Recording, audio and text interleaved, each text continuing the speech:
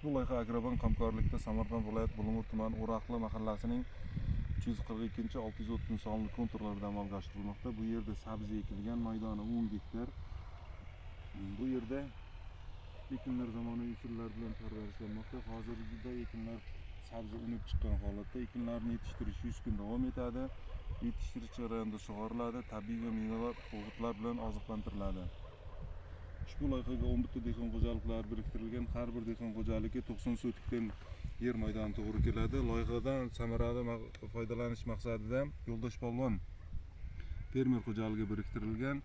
Ushbu loyiha bo'yicha har gektardan 30 tonna jami 300 tonna hosil olish rejalashtirilgan. Mazkur ekin yig'ishtirib olingandan so'ng ikkinchi ekinga ham yuqori daromadli ekin turini ekish orqali yer egalarining daromadlarini yanada oshirish belgilab olingan.